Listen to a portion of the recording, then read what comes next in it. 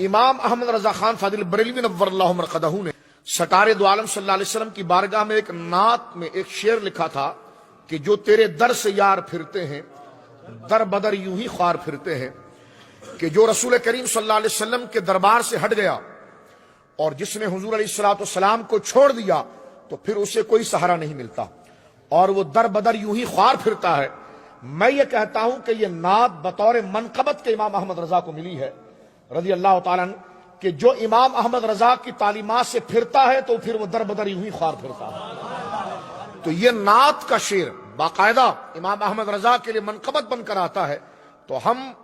حضور علیہ السلام کی نیابت میں اور حضور علیہ السلام کی تابعیت میں یہ بات امام احمد رضا کے لیے کہہ سکتے ہیں کہ اے امام، جو تیرے در سے یار پھرتے ہیں در بدر یوں ہی خوار پھرتے ہیں۔ اور شاہ عبدالحق محدث دہلوی کا ایک جملہ سن کر سن لیجیے کہ ہر فرقہ، اشرت علامات میں لکھتے ہیں کہ ہر فرقہ کہتا ہے ہم حق پر ہیں،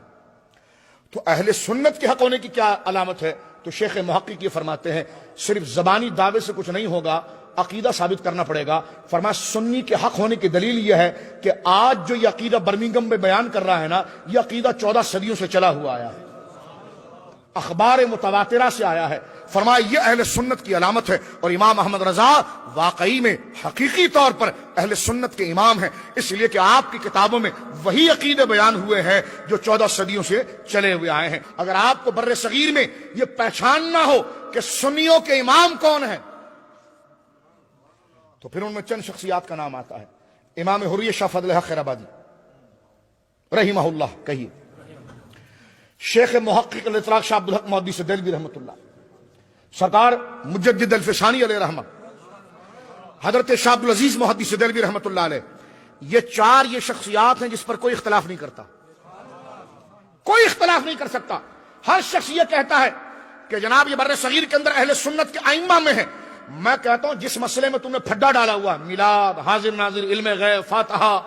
یہ ساری چیزیں، میں کہتا ہوں لسٹ بنا کر لاؤ، ان چاروں بزرگوں کی کتاب اٹھا کر پڑھو، انہوں نے اس مسئلے کے بارے میں کیا لکھا ہے، اس کے بعد امام احمد رضا کو پڑھو۔ اگر وہ چاروں کی باتیں بیک وقت اکیلے امام احمد رضا کی کتاب میں نہ ہو تو جو چور کی سزا وہ ہماری سزا۔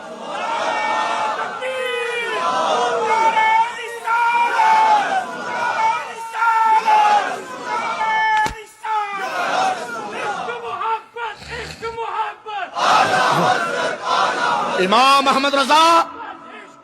احمد رضا جس دور میں آپ نے اپنا دور گزارا ہے، 50 سال کے لگ بھگ آپ نے فتاوے دیے ہیں، اور آپ کا شہرہ اور آپ کا مسلم ہونا اتنا تھا کہ اس وقت نہ پاکستان بنا تھا نہ ہندوستان تقسیم ہوا تھا،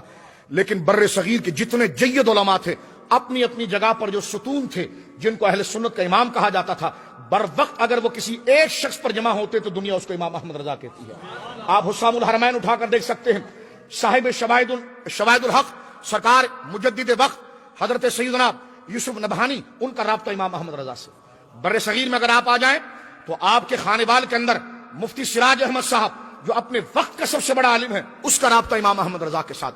جہلم کی طرف چلے جائیں تو کرم الدین دبیر صاحب جن کا ایک خود بہت بڑا قد ہے، ان کا رابطہ امام احمد رضا کے ساتھ۔ الور کے شہنشاہ حضور شیخ المشائخ اور امام اہل سنت حضور سیدنا دیدار علی شاہ صاحب کو اگر آپ دیکھیں تو ان کا رابطہ امام احمد رضا فاضل بریلوی کے ساتھ۔ رامپور کے جید علماء کو دیکھیں گے، بدایون کے علماء کو دیکھیں گے، سہارنپور کے علماء کو دیکھیں گے، قصور کے سیدنا شیخ المشائخ، امام المتکلمین، امام المناظرین سرکار غلام دستگیر قصوری کو اگر آپ دیکھیں گے تو ان کا رابطہ امام احمد رضا کے ساتھ۔ امام احمد رضا کون ہے کہ بر صغیر کے جید ستون جس کے ساتھ اگر جڑتے ہیں وہ امام احمد رضا ہے۔ میں کہتا ہوں کہ اگر امام احمد رضا کے دور میں اکثریت تمہاری تھی تو تمہارے علماء نام کیوں بدلتے تھے؟ امام احمد رضا نے تو اس وقت بھی اپنے آپ کو سنی حنفی محمدی کہا، اور آج بھی یہی کہا نے امام احمد رضا کی سیرت کا احاطہ کرنے کی کوشش کی، لیکن بہت خوبصورت اس کا ایک نقشہ کھینچ دیا کہ وادی رضا کی کوہ ہمالا رضا کا، وادی رضا کی